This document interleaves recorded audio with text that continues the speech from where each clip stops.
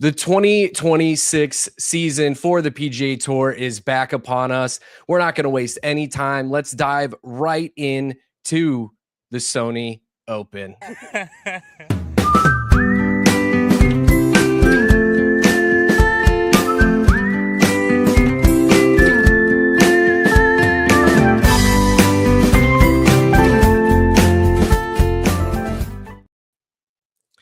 Guys, welcome back to the 19th hole. These are definitely not the faces that you are used to seeing on this show, but these are the faces you are going to be seeing moving forward. You guys may be familiar with me. I am Jake Parry, big jack of all, master of none over here at In Between Media. You can catch me on Popcorn and Root Beer. You can catch me on the IBT podcast, but you can most importantly catch me right here. But on my right, we have a brand new face for quite a few of you, more than likely. But Ian, why don't you go ahead and introduce yourself to the people? My name's Ian, at flag_hunting on Twitter. I know Jake's intro kind of intimidated because he's in so many different spheres, and I'm only in golf. I wouldn't necessarily call myself a master of the golf trade, but yeah, this is my my favorite muse when it comes to betting and content. I write for rotoballer.com on their PGA staff, produce a weekly power ratings article over there, as well as some course previews. So if you need me or need some additional information over the course of the week, you can always find me on Twitter. I'm posting all my stuff and a lot of the great stuff that's available in this space. So excited to come on here, talk a little Sony with Jake. We're a week late from the usual happenings on the PGA Tour, so we had to wait those extra 7 days, but I think everyone's kind of fired up. We're ready to go. Big news in the golf world this week, so a lot to talk about. Yes, sir. Yes, sir. And speaking of talking about golf, what better place to do it than the IBT Golf family? This is our brand new free to join and gain access chat with our analysts. We do giveaways. This is where we're also going to be hosting our one and done contest. Yes, that is right. The IBT team and us specifically here at the 19th hole will be hosting a one and done competition throughout the year. So we're going to start it with the WM Phoenix Open. That is free to join. But if you guys want access to our full betting cards, our betting model that we're putting together every week, you can actually upgrade this membership. And that is only going to cost you $3.99 a month or $36 for the year. Let's be honest, if you're a golfer like us and if you're like me and you play a lot of Pro V1s, you're going to lose that many golf balls. You might as well just give yourself the chance to make that money back. This also includes memberships to our racing family, our football family, and the entertainment family as well. And guys, for ease of access here, we're going to include this link in the episode description, but you can also go to inbetweenmedia.com/chat and you can get us over there. Sign up for the family, hang out, talk with us, talk golf, talk betting, brag that your bets hit and mine didn't, and let's go have some fun over there. But that's enough being said. Let's head right on into the news Niblick.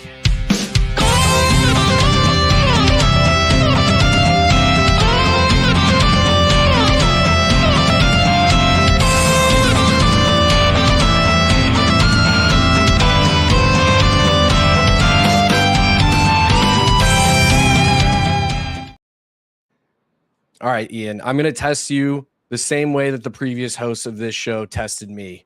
Do you know what a Niblick is? I believe they're one of the franchises in Live, or they used to be, right? Wasn't there Niblicks? Like they became the Cleeks, I'm pretty sure. There might have been, but traditionally it's an iron with a heavy lofted head, specifically designed for playing out of bunkers. Back when we were back in the Hickory Golf Club days, but it's okay. It sounds like the Golf Channel infomercials they have of those like super like stunted heads that are meant to just like help people that can't chip. Yep. Here's your chipper putter. I fat my Vokey wedge like a man. So, yeah, You may fat them. I'm really good at leaving 60 degrees at one specific course in Ohio, but that is another conversation for a different day.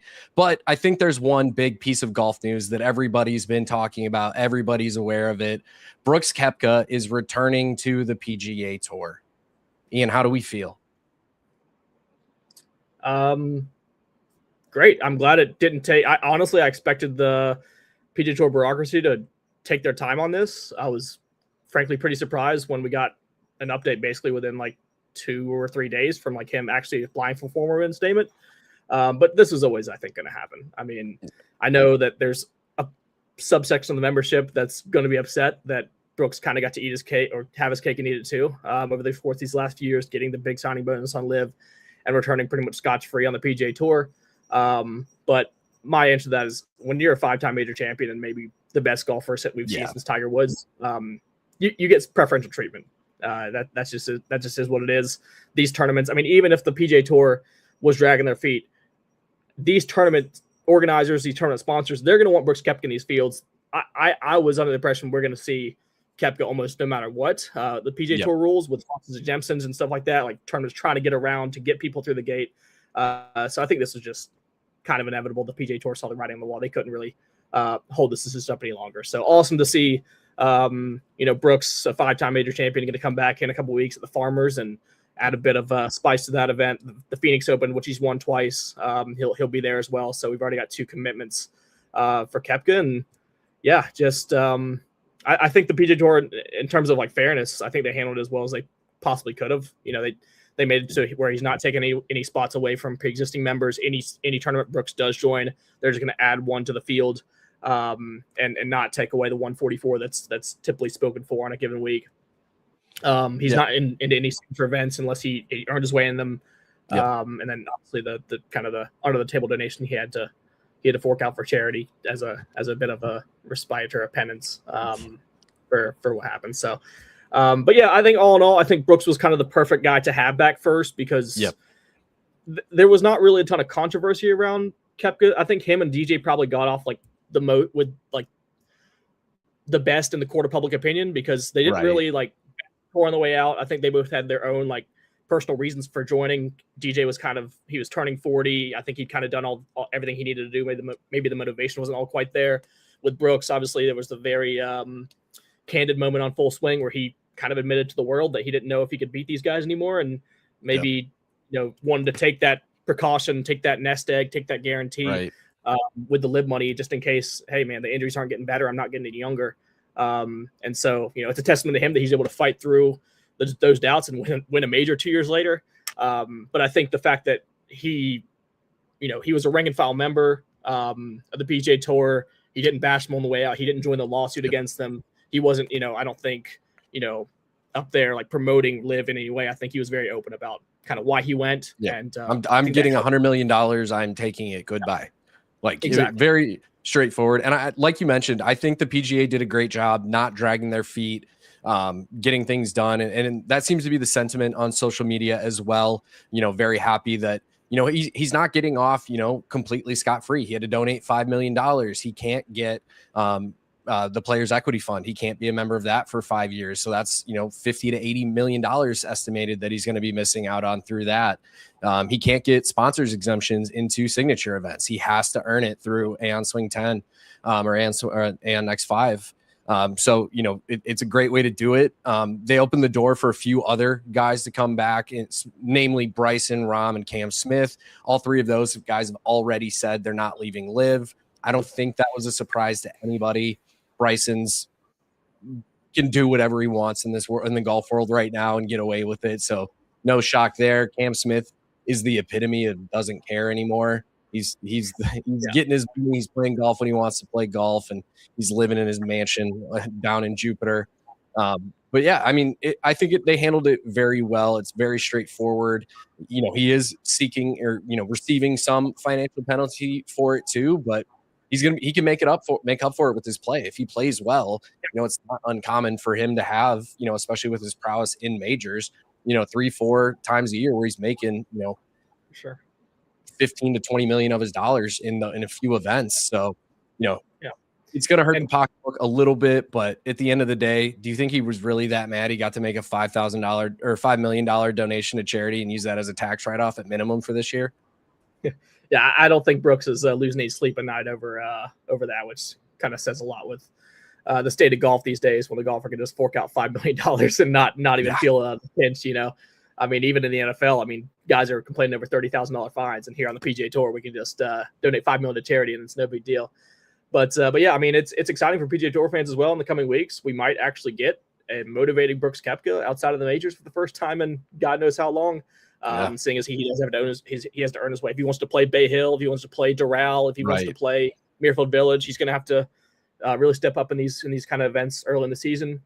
Torrey Pines and I think Waste Management are two of his best opportunities through the course of the year to really take that first step forward and prove that, hey, I'm still, my name still commands respect on this tour.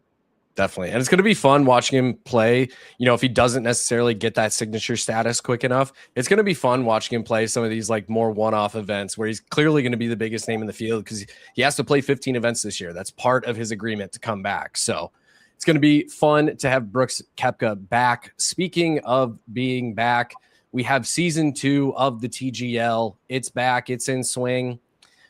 I got to ask the question. Do we care? TGL year 1, I thought was a fun product. I think it's a really cool idea. I feel like they've dropped the ball a bit with season 2 thus far.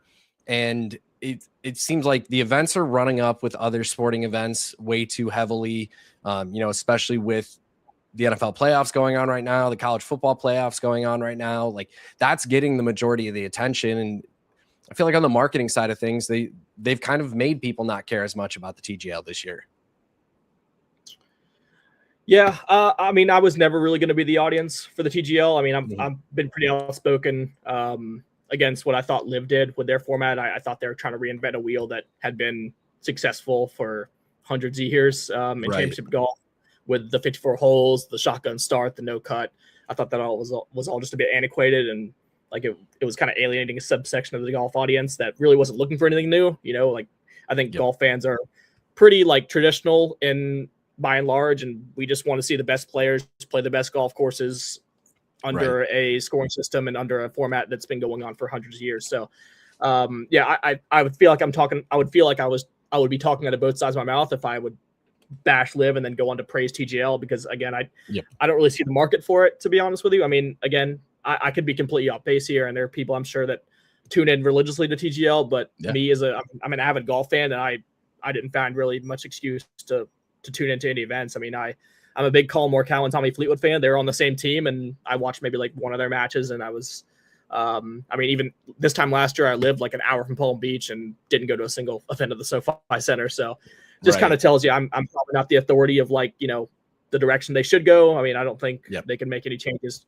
year in, year out that would really draw me in personally. So, yeah, I mean, I get into golf for the history of the events. I get into golf for, the combative nature of man versus course, man versus man versus self. And so that's kind of all lost on me in terms of what the product on TGL is. So again, I'm not probably the authority on this, but yeah, I'll keep watching the tour.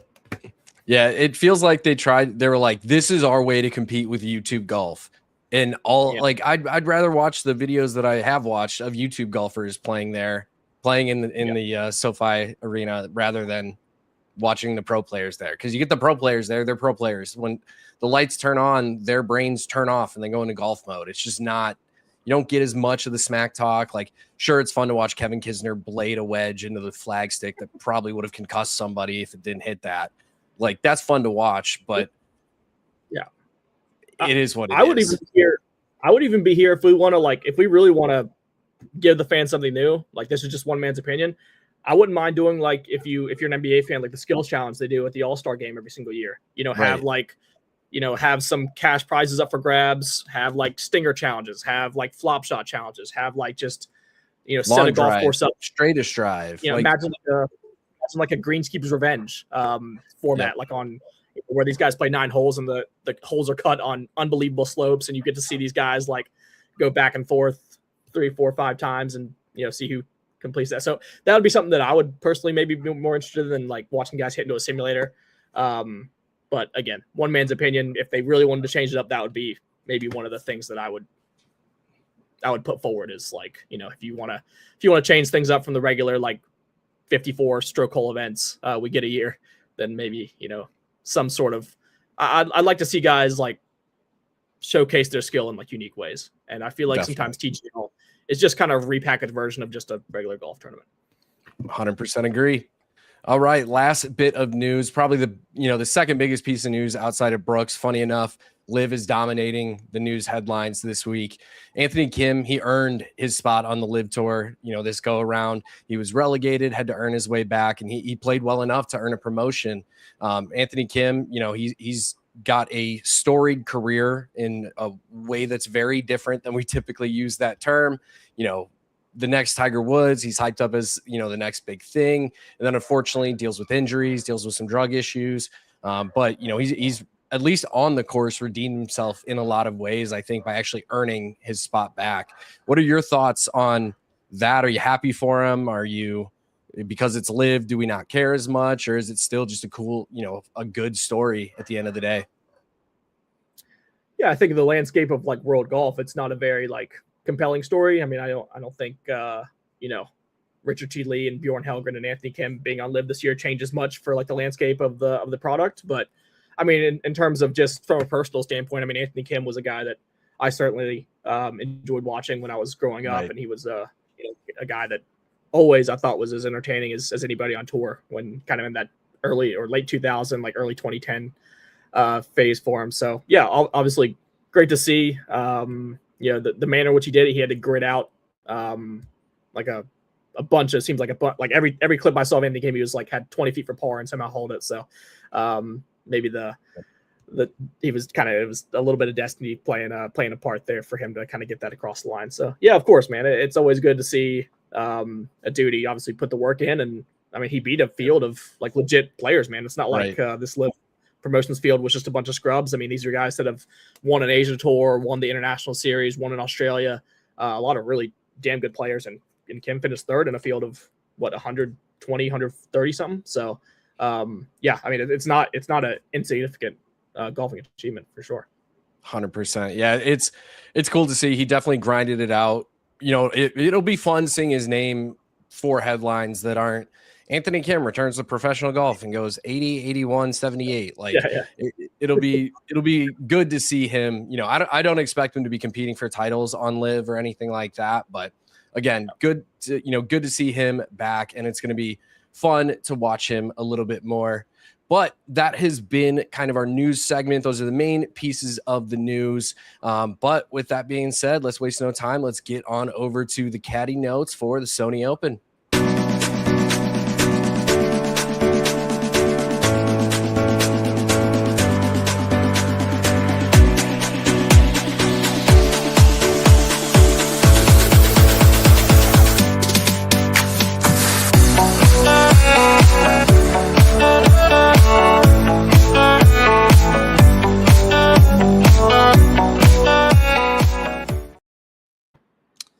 All right, we head on over to Waialae Country Club in Honolulu. We're going to see it this week as a par 70, just a hair over 7,000 yards. We get Bermuda grass throughout, probably my least favorite type of grass to play golf on in the entire world. Can you tell I grew up and live in the Midwest? I don't get it. It doesn't work for my brain, but a lot of people play really well on it. With Waialae Country Club, we get the 5th most predictive course. Up until last year, it was actually the 2nd most predictive course behind only Augusta. Tends to play pretty firm and fast depending on the rain, and the area is, I don't know if you've ever been to Hawaii. It's a lot like Florida in the sense that it's going to rain every day. It's just a matter of how long and how much that you're going to have to deal with. With Waialae Country Club, we get runouts throughout the course, shockingly leading to below average driving accuracy with above average driving distance, just because the rollouts are so aggressive here. Just a few years ago, the rough was brought up from 2.5 inches to 3 inches, and I've actually seen this year it's going to be up to 3.5 inches as well. So they're definitely trying to make this course play a little bit tougher. It's tree lined. You got dog legs throughout. It's an island course, so wind is always going to be a factor. This weekend especially, we're looking at mid to low 70s kind of all weekend. Wind averaging 15 to 20 miles an hour with, I've seen from the forecast predicted gusts up to 35, nearly 40 miles an hour on one of the days. So it's going to be very much a factor in this event. And then we're sitting at the cut line historically here since the changes to the course typically has been between 1 and 3 under. Do you feel good about that cut line? In general, I think you kind of covered it with your weather and course breakdown. I think the biggest storyline coming into the week is, okay, we've been coming to the Sony since 1965 here at Waialae. We're kind of used to like 18, 20, 22 under, even sometimes winning this event. But there's two factors that might mitigate that. Number one, of course, the wind. 3 of the 4 days, Friday, Saturday, Sunday, look like gusts cresting above 25 miles an hour, sustained winds in the 15 to 20 mile an hour range, as you said. That's going to impact scoring. You couple that with the fact that the rough is now up to 3.5 inches in spots, and all of a sudden players start to lose control. The driving average percentage is already lower than 55% here. Then if you couple that with the fact that players lose control of their golf ball in firm greens, in windy conditions, all of a sudden, the scoring averages could really hike in a hurry. As we've seen, kind of my mind like immediately goes to like Colonial, some of the recent Colonial renditions where we've gotten wind, firm and fast conditions, firm golf course, difficult to hit fairways, and all of a sudden, we saw Sam Burns and Scotty Scheffler, I think, win a playoff at 8 under a couple years ago. Emiliano Grillo and Adam Schenk, I believe, were in a playoff at 9 under in 2023. So, yeah, I don't think it's out of the realm of possibility that we could see one of the harder Sony Open renditions in recent memory. For sure. If you're listening to us on 101.5 FM talking West Tennessee, I can tell you that the golf is going to be very different in Hawaii than it is out in Tennessee. I play in Tennessee semi-regularly now that my parents live there. It's a very different style of golf. The wind factor that you can run into occasionally with Tennessee does make it play pretty similar, but it will be a little different. Some of the trends that I noticed in my research here, average winning score over the last 3 seasons falls right at -17. We had Nick Taylor win it last year at 16 under, Grayson Murray in 2024 at 17 under, and then Siwoo in 2023 at 18. So scoring already has been trending down pretty consistently here. As we mentioned, the wind, the longer rough, things to keep in mind when it comes to what we're projecting here. Funny enough, the average winning odds here opened the tournament. The average winner here opened odds at plus 9,600. So this is not a course horse, kind of venue here. We have 8 winners who I would consider in the long shot range, 5 in the mid range, and then 3 in the favorite range. And 2 of those were at plus 1,800. So even there, it's a little unpredictable who can win here. That said, as you mentioned, we've been seeing events here since the 1960s, and we know what plays well here. So some of the stats that I weighted a little more heavily in my model this week, strokes gained, ball striking, kind of the all-encompassing, what you need to win at a second shot course like this. I also went with good drives gained. So for those who aren't familiar with good drives gained, similar to strokes gained off the tee, however, good drives gained also factors in the approach shot after the drive and how successful that is to determine how successful or whether you gained anything on the drive there or not. Birdies or bettors gained, always a favorite, especially for any of us who are trying to make some money on betting on these events or playing DFS. We need these guys to score well. Obviously, with Bermuda throughout, strokes gained putting on Bermuda, and then focused on proximity on approach from 125 to 200. Was there any other stats that you factored a little more heavily this week, Ian? No, I think you pretty much covered it. I mean, you mentioned how champions have kind of come from up and down the odds board here. And while that is true, we've gotten, I think Grayson Murray was something like 300, 400 to 1 when he won here 2 years ago. And then Nick Taylor, I think, was somewhere in the 60 to 80 to 1 range, if memory serves, last year. So we have gotten, like as you said, like the distribution of winners have come from everywhere, but the general profile, I think, has remained pretty similar. Like Nick Taylor, Siwoo Kim, Hideki Matsuyama, Kevin Na, Grayson Murray. All these guys are pretty reliable drivers of the golf ball, excel in the second shot, and can catch a hot putter when it's required. When they do catch a hot putter, they're capable of climbing up the leaderboards quite quickly. So, I mean, the main thing for me this week would be, like I said, keeping it in the short grass. And then on the approach play, I mean, the approach is always going to be the more potent of the 2 stats when it comes to predictiveness on a leaderboard in a given week. At Waialae in particular, kind of from that 125 to 200 yard range, accounts for about 67% of historical approach shots. So if you're looking like kind of trying to zoom in on a specific range of iron play, those proximity splits from, again, 125, 150, 175, 200, I think will be really important. And then finally, Bermuda grass putting. I've got a tidbit here. Since 2012, 11 of the 14 Sony Open champions have gained at least 5.5 shots on the greens.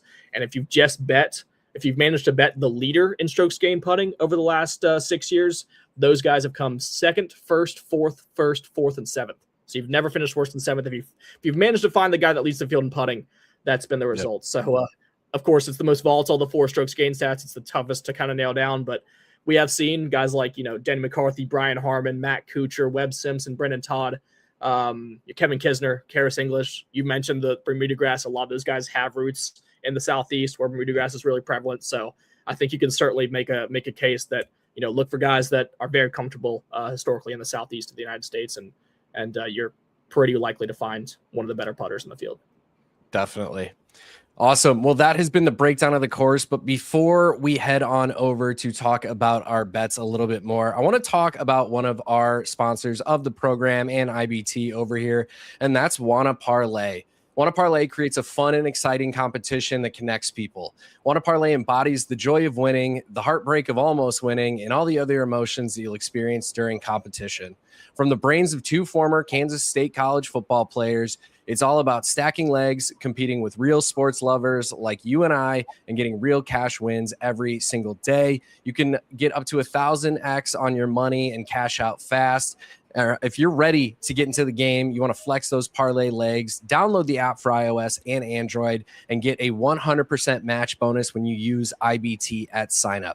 That's code IBT to get a 100% match bonus at WannaParlay, and the link for that is in the episode description. But Ian, let's talk about some of the legs that players can potentially use on a site like WannaParlay, and let's get ready for the club twirl.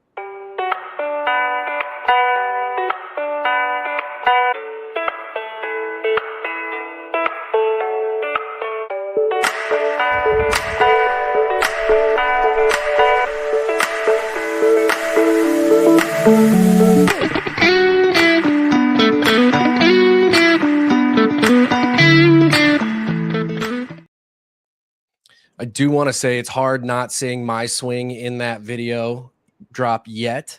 I had this beautiful video of like a 275-yard little baby draw that I hit with my 3-wood, and I lost it. Right. I had to get a new phone. Didn't save on the new device, but we're going to be up there ourselves instead of our, one-time hosts of the show, Bo and Connor. Shout out you guys. You guys are always friends of the program. But let's go ahead and get started here. So starting with some of the outright markets here, who's a guy that you find at the, the favorite high-end pricing of the market here? Who's someone that you're interested in sprinkling a little units on? Still kind of waiting on some books to finalize. I feel like odds are a little bit all over the place right now. And so I haven't actually made this bet. I'm kind of between 2 guys in this range. Favorite of which is JJ Spaun. You can still find 19, 20 to 1s kind of around market here. And JJ, of course, probably best known of 2025 for his 64-foot putt on the 18th at Oakmont to capture the U.S. Open. Of course, his biggest win of his career by a long distance. So even though that's kind of the memory that we all have of JJ Spaun from the last 12 months, if you kind of look to his actual results over the course of the season, he's made a lot more hay on these type of golf courses, and it's no surprise with kind of how well he hits an iron, how reliable he is off the tee, and the putting progression he's made over the last kind of 12 months.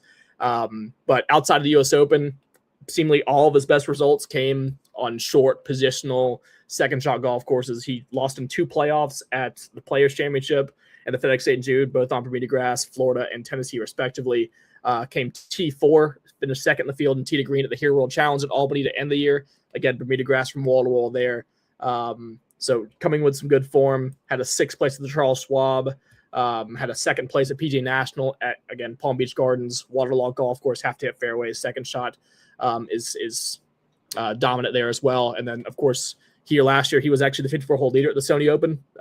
Ended up 1 shot out of a playoff with Nick Taylor and Nico Hechavarria that they ended up going to decide that tournament. But led the field on approach, actually had the best approach week of his entire PGA Tour season, gained over 8 shots over those 4 days at Waialae. So clearly very comfortable around these greens, coming in with good form. I mean, he hasn't finished outside the top 23 in 7 starts worldwide. So clearly the game is trending here heading into the new year. He's the 6th best player in the world, and he's playing like it right now. And I don't feel like the odds quite encompass how well and how good this place is for him.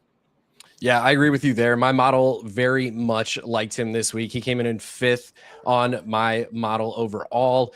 Some of the things that kind of stood out to me from his profile over the last 36 rounds, I typically do 24 rounds for kind of my modeling, but early in the season, I like, just a little bit of a longer term form there.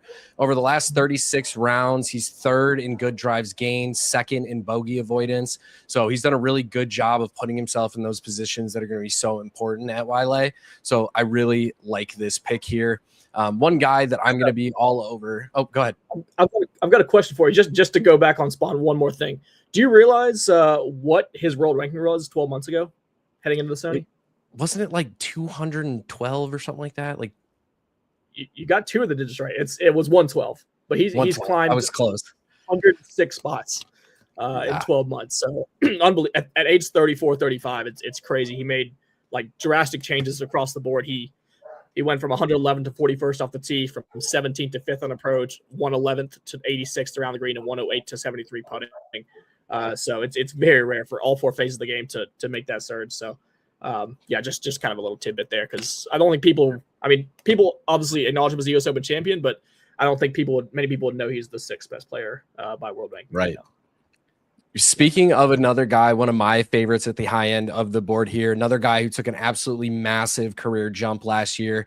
I really love Ben Griffin this week. Plus 1,700 is what I was able to find via DraftKings. As Ian mentioned, there's a lot of book play to go on right now still. Finding these, different odds across the board all over the place. I saw some differences as much as like 500 plus 500 one way or another on certain players. And I'm talking like the higher end guys. I'm not talking, the guys who one book may have it plus 80,000 plus versus plus 100,000.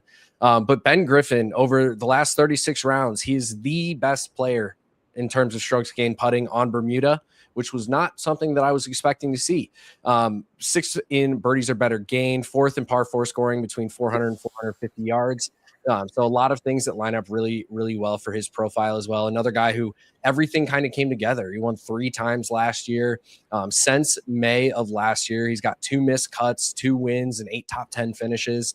So this is a guy who, has really put it all together in a lot of really good ways. The only part of his recent form that, stands out a little bit as a, potential negative on the card here.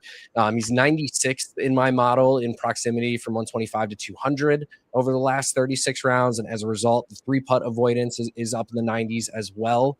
But he's a guy that can get absolutely hot, as we've seen. And if he can keep this play going, another guy that just started the year as a virtual unknown. I mean, we're talking about a guy who retired and was doing mortgages for 4 or 5 months before he was like, sucks, I'm gonna make golf work or I'm not. But he's a guy at the high end that I feel very comfortable sprinkling some change on. Yeah, no, I understand. I mean, I like I said, I have a weekly power ratings article that I write every week for every single tournament, and I have these 2 guys back to back.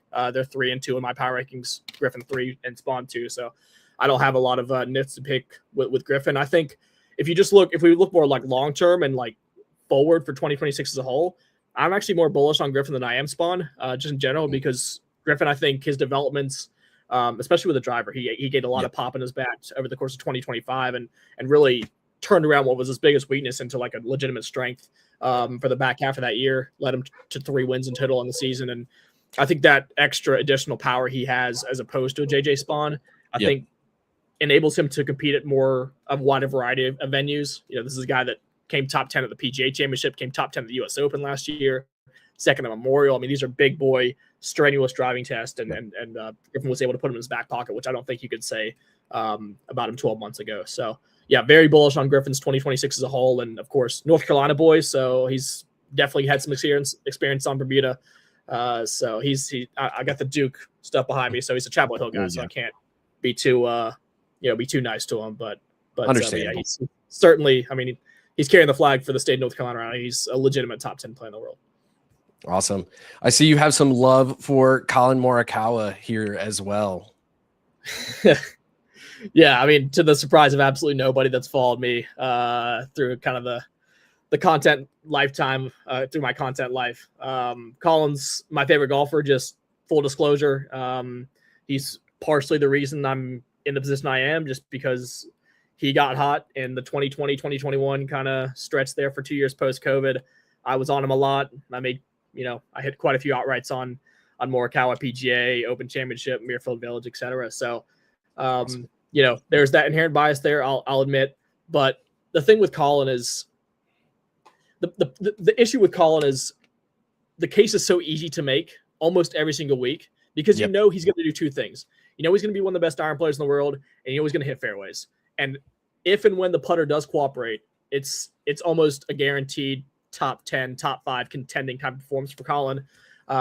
He hasn't played here since 2021 when he was a second-year player on tour, but he did come inside the top 10 that week. Gained across the board, gained 3.2 strokes putting on these greens. So he does have some sort of historical familiarity with those, which I think comes important when you're as erratic as Collin tends to be on the green. So hopefully those happy memories can linger for an extra week here in 2026.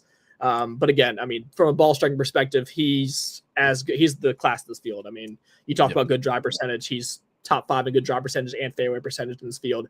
Number 1 approach player over his last 50 rounds. Number 1 in weighted proximity. Number 1 in opportunities gained. You give me that profile at 20, 22 to 1. I'm going to live with the volatility that exists with his putter, knowing that when it does, like if Collin is able to gain 2, 3, 4 shots with a short game, I mean, it could be over very quickly for this field. So, I think it's worth an upside play. I'm not going to be targeting necessarily maybe in matchups. I think the guys like JJ and Henley at the top are definitely have that built-in floor that Collin maybe not have because he's more capable of putting himself out of a tournament as opposed to them. But if we're talking pure upside outright, a guy that I trust in contention, I would take Collin Morikawa at 22 to 1. Yeah, I agree with you. My model absolutely loves him. Finished 4th in the model rank this week. And you basically said everything there is to say. He's 4th over the last 36 rounds in strokes gained ball striking, 8th off the tee, 5th on approach, 6th tee to green, and then 95th putting on Bermuda. So it's the putter. If the putter cooperates, I need him to take the advice that Scotty took from Rory and just switch to a spider, commit to it, don't think about it. I know he's back I think he's out of a TaylorMade putter again, and he's back to a Scotty. I can't keep up. He's usually TaylorMade. I can't remember him going to Scotty Cameron very often, but you could be right. I'm not usually on top of the gear stuff. Yep. I'm a bit of a gear nerd. I know he played a Scotty for a long time as an amateur. And then since he's been a pro, I think he's mostly been TaylorMade. I saw some rumors that he's back to the Scotty. We'll see if that helps him. If it doesn't help him, who knows? We may see him just out there yet again with the TaylorMade putter. But enough about the boring favorites, the guys who play this boring, great golf every week. Let's get to the mid-price plays. I'm going to start us off here. It should be not really a surprise to anybody who has stayed up to date with the Sony Open. Nick Taylor has been one of the dominant players of this event for the last 4 years. Tied 11th, tied 7th, tied 7th, winner here last year. And I think he's in a pretty good spot to do it again. He's certainly one of the more erratic players in the field off the tee, sitting at 83rd in good drives gained, 9th in strokes gained off the tee. But when you play a course like Waialae that is so predictive, like we said, up until last year's second most predictive course behind Augusta, 5th most, even with last year's throwing some volatility in there.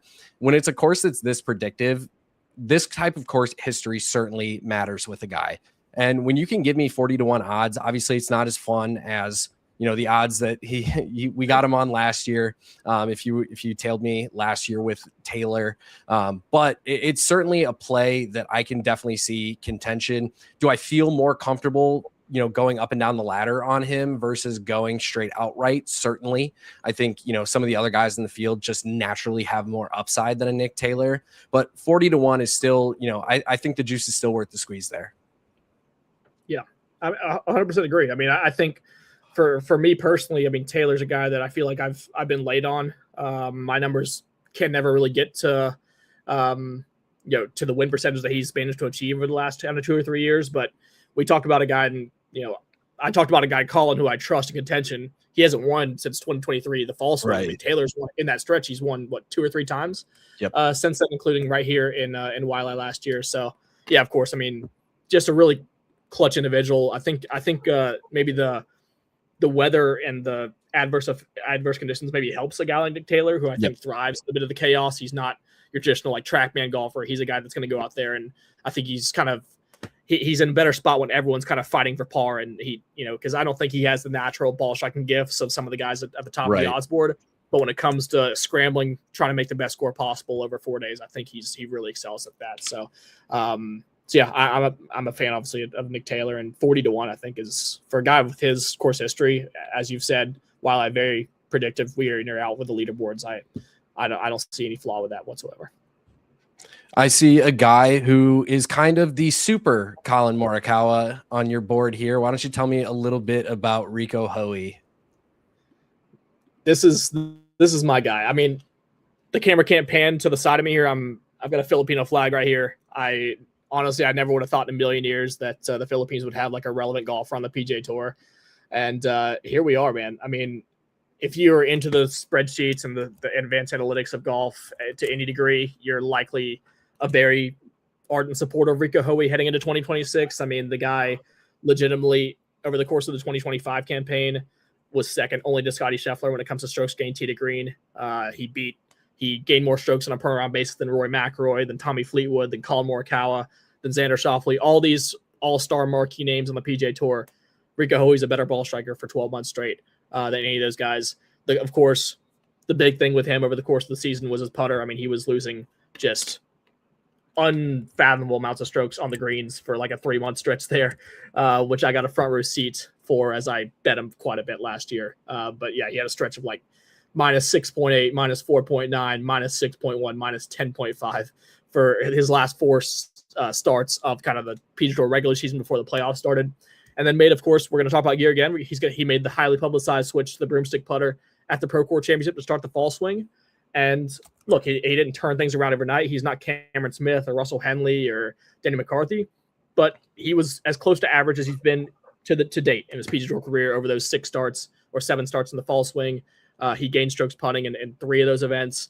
And since switched to the broomstick, 7 starts. He's finished 2nd, 4th, 7th, 9th, 21st, 22nd, and 6 of those 7. The floor has elevated, and the ceiling, I think, is as high. I mean, when you're talking about a guy that can gain 6, 7, 8 shots on approach, 4, 5, 6 shots off the tee, like Hoey can, it doesn't take a lot from the putter to kind of push him into that upper echelon. So you're getting 50-1 on a guy that I legit think has top, like we could, in 12 months, we could easily be talking about Rico Hoey as a top 20, 25 golfer in the world, if not higher. So I think we got a bit of a price break, honestly, on the Filipino ace, and I'm gonna continue with on brand pure ball striking. Let's heat the putter up just for a round or 2. Exactly. He's a guy I'm all over on DFS this week. One of the best ball strikers in the world who just can't putt worth a lick right now. As you said, things are trending in the right direction for him. If I'm not saying we're going to be talking about him being the next Scotty Scheffler, but we could see a Scotty-like elevation of his play if he could just putt average. We don't need these guys to be, the best putters on the face of the earth. We don't need these guys to be, a hot Denny McCarthy with the putter and just beat everybody purely with the flat stick. But if you can just get to not losing strokes consistently with the putter for a guy like him, sky is truly the limit. Another guy that I like this week, Ryan Gerard at 60-1. Another guy that my model is probably he's a guy that my model likes more than I probably like, but I do trust my model enough.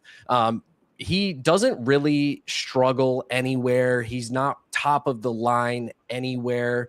It's more of just a value play here. When you look at him at a 60-1 versus some of the other players that are in similar ranges, he's a guy that I feel comfortable sprinkling a little bit on.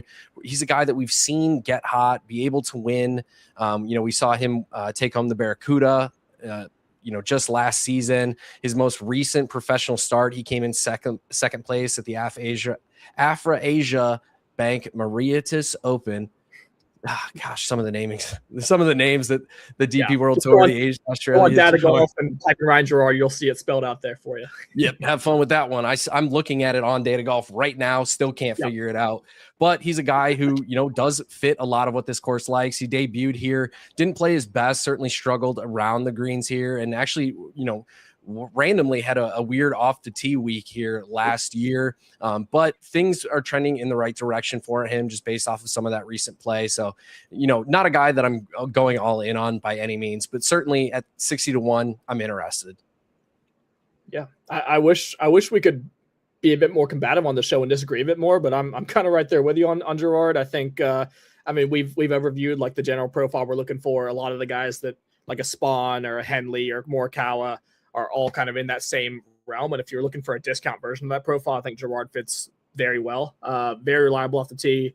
Approach play over the course of 2025 was very strong as well. And like the putter's bad. Like over the course, if you look over the long-term sample, the putter's not exactly a reliable weapon, but he is a Bermuda grass guy. He went to UNC, another former Tar Heel that you have maybe talk about this show. But yeah, he's clearly coming with some form. He's got some familiarity with Bermuda, and like you said, he did have a nice debut here last year.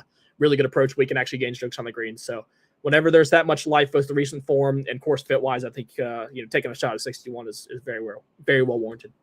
100%.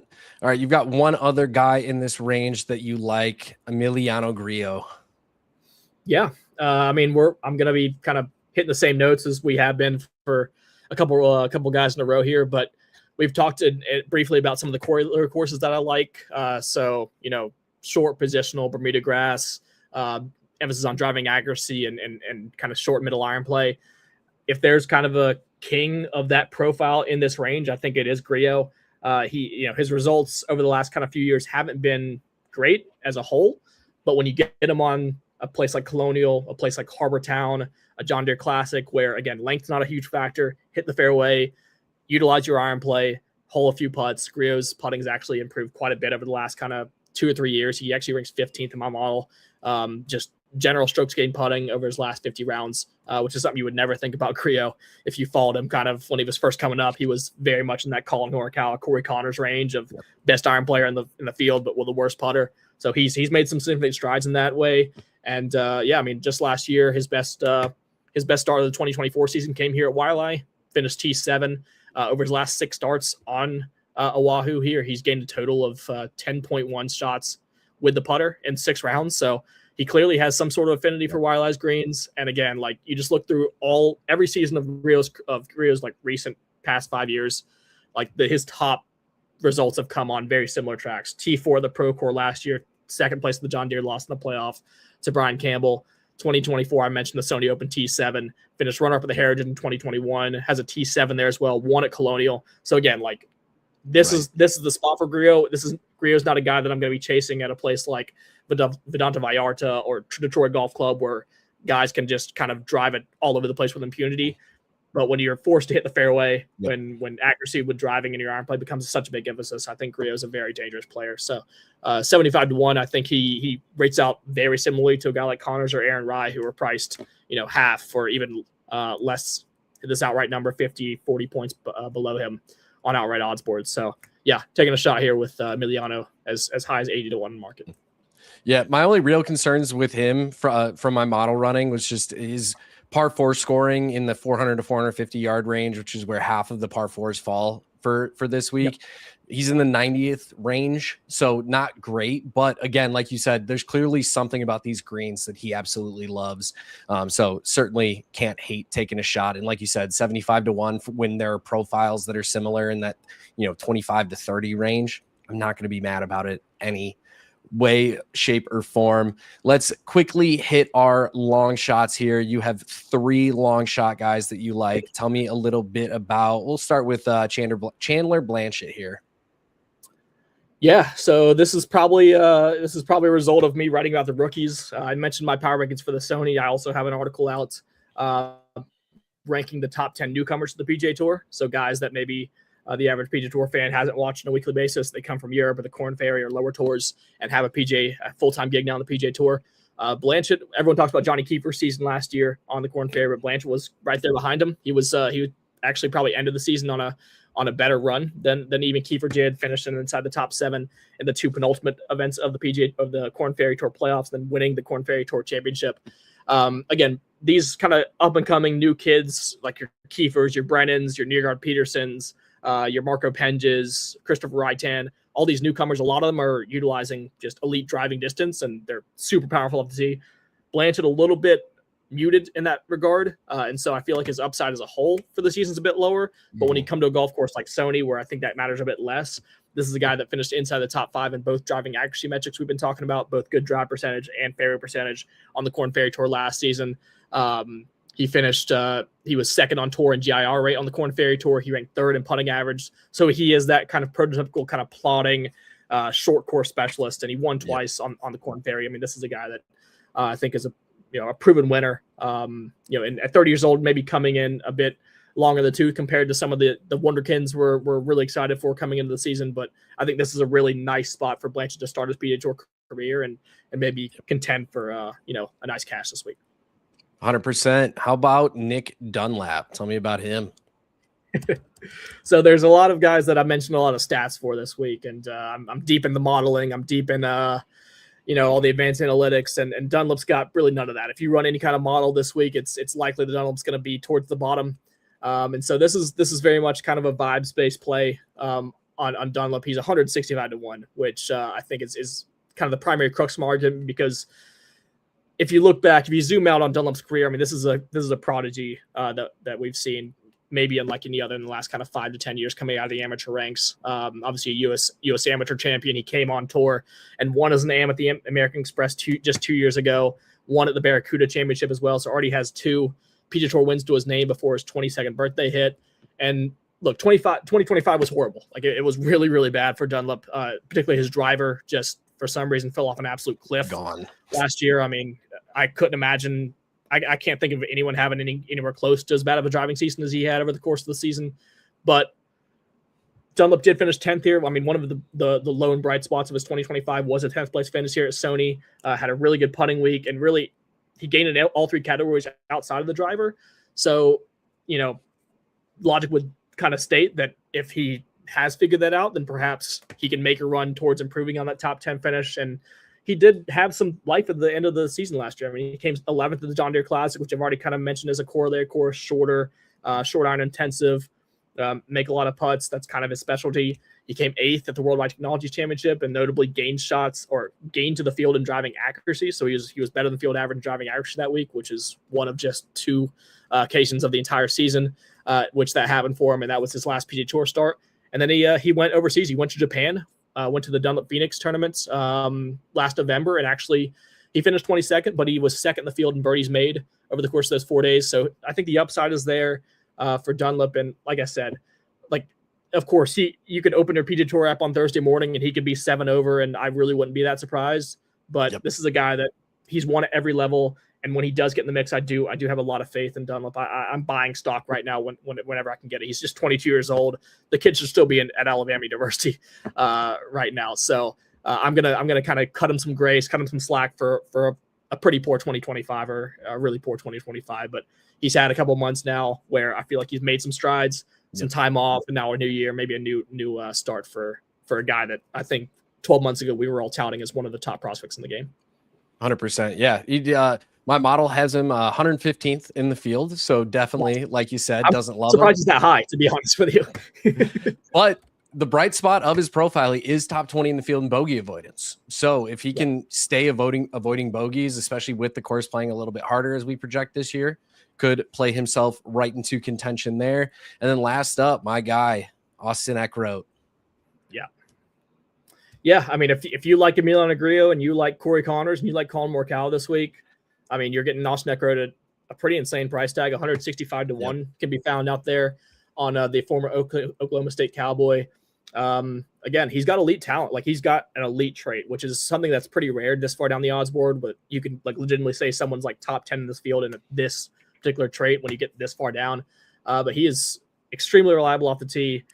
He has, when he comes to positional golf courses, he's routinely been one of the better drivers on the PGA Tour. Gained 3.8 shots on off the tee at the 3M Open. Gained 2.8 at the Pro Tour. In 3 starts here at the Sonys, gained 3.1, and 1.6. So the driver is almost evergreen in terms of its proficiency on these kind of positional setups. And again, the main thing, top 30 iron play on this tour as well. The main thing typically has been the putter for Eckroat, but looking back through his Sony Open history, he's made in 10 rounds here, he has gained 3.2 cumulative strokes on the greens here. So overall, a positive putter around Waialae. Couple that with the ball striking upside. Again, he had 3 starts, 3 of his last 10 starts. He gained over 5 shots on approach. We already mentioned the driver. And this is a guy that, it's not like he's just a stat merchant. Like, this is a guy that's won twice in the last, I think the last 12 or 24 months. Mm-hmm. He won the WWT in Mexico in the swing season, then won at the PGA National at the Cognizant in 2024. So yeah, the last 2 years he's won twice on tour. So you get that kind of upside and a guy that knows how to close the deal if it comes down to it. With this kind of stat profile, 165 to 1, put $10 on it. I think it's if you can get a sweat out of it, I think you can trust this guy in contention. Definitely. Real quick for me, I've got 2 long shots that I like this week. Mark Hubbard, you're getting him at 130 to 1. My model actually really likes him this week. He came in 18th. Only 3 stats where he falls outside of the top 40, those being proximity, strokes gained off the tee, and 3 putt avoidance, but really solid, even with the 45th in strokes gained off the tee, 8th overall in good drives gained, sitting 20th range in birdies or better gain, greens and regulation gain, bogey avoidance, shots gained on approach, putting on Bermuda. Really solid overall profile for somebody with this price. And then whenever I can get Luke Clanton at plus triple digits to 1, I'm taking it. Big Luke Clanton guy over here. If you want to talk, like we talked about Nick Dunlap being one of the, biggest up and coming names, you got to have Luke Clanton right there in that reference here. Hasn't yet won on tour, but has been in contention at various different events as an amateur. Hasn't had the same luck since turning pro, but I think this is a great course for him to turn it around. As we saw, him at the John Deere just a couple of years ago, this is the type of course that plays well to Clanton's giant banana slice that he calls a cut off the tee. But, his game's solid everywhere else. If he can stay pretty on pace with the putter, then he's going to be a guy who's going to sneak up those leaderboards really, really quickly. And then I do have a couple props I want to touch on real quick before we close it out here. I like Hideki to be the top Japanese golfer in the field at plus 125 on DraftKings right now. Only 5 Japanese players in the field this week, and Hideki is far and away the most talented of that group. So he's a play that I really like here. And this one's just for fun. I'm going to admit it. But I think we're going to get a playoff yet again. We've had playoffs in 4 of the last 6 Sony Opens. This is the type of venue, the type of course where because anybody can be in contention, we could see this be really tight up to the finish here. So at plus 340, we're having some fun. Throw $5 on it. If you win, you got yourself a Chipotle burrito and a drink and maybe some chips and guac if you hit elsewhere too. But guys, that has been everything for us over here at the 19th hole. Ian, why don't you go ahead and remind the people where they can find you and your work? Yeah, Seth and the IBT guys have so kindly put my Twitter handle right there above me. So it's flag_hunting. You've seen it for the last hour or so now. I post all my articles, all my content, all my bets on that Twitter page. And then for more extensive kind of deep dive breakdowns on the golf course, the players that week, I do write for Rotoball PGA. So go over there. I'm not the only writer over there. We've got a ton of talented guys who are putting out a lot of good content here for Sony and the weeks to come. So but I hope to be back on this show. I think I'll be back a few times this year with Jake, and really enjoyed it. Just don't hesitate to ever hit me up, DMs or comment on my post. And if you guys have any questions, I'll do the best I can to give you an informed answer. Awesome. And you can find me on Twitter at Parry_FF. You can find me over on Popcorn and Root Beer for the entertainment stuff, occasionally helping out with the IBT podcast for the fantasy football side of things. I'm also a writer over with Fantasy Alarm for injury analysis on players, as well as some golf DFS over there as well. So make sure to check that out. But guys, thank you once again for tuning in. If you like the video, subscribe so you don't miss any of our content. We will see you all next week.